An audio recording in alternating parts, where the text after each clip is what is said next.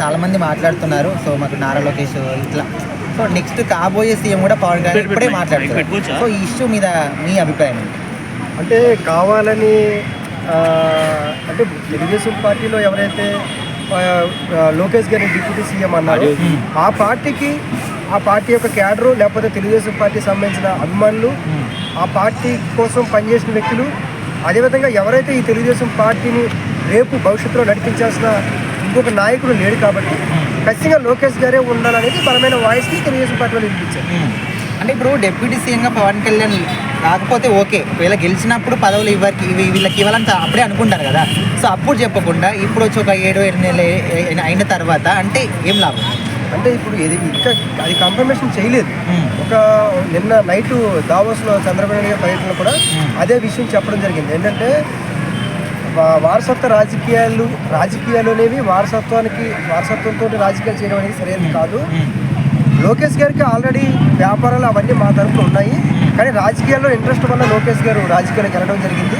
కాబట్టి వారసత్వంతో రాజకీయాలు చేయాలనేది అది జరిగే పని కాదని విషయం చెప్పడం జరిగింది. సో ఇంకో విషయం ఏంటంటే పొత్తుకు ముందు ఎందుకు చెప్పలేదు, ఇప్పుడు ఎందుకు చెప్తారు, అదే కదా టాపిక్. అయితే ఇది కేవలం ఓన్లీ మన ఏపీకే కాదు, మా కర్ణాటక ఎన్నికల్లో కూడా సిద్ధరామయ్య గారు సీఎం అయ్యారు, డిప్యూటీ సీఎంగా డీకే శివకుమార్ గారు ఉన్నారు. అయితే డీకే శివకుమార్తో పాటు ఇంకో వ్యక్తిని కూడా డిప్యూటీ సీఎం చేస్తారని చెప్పారు, కానీ అలాగా చేయలేదు. డీకే శివకుమార్ ఒప్పుకోలేదు. మన తెలంగాణ ఎలక్షన్లో కూడా బట్టి విక్రమార్కతో పాటు సీతక్క గారిని కూడా డిప్యూటీ సీఎం చేస్తారు, కానీ అక్కడ కూడా ఒప్పుకోలేదు.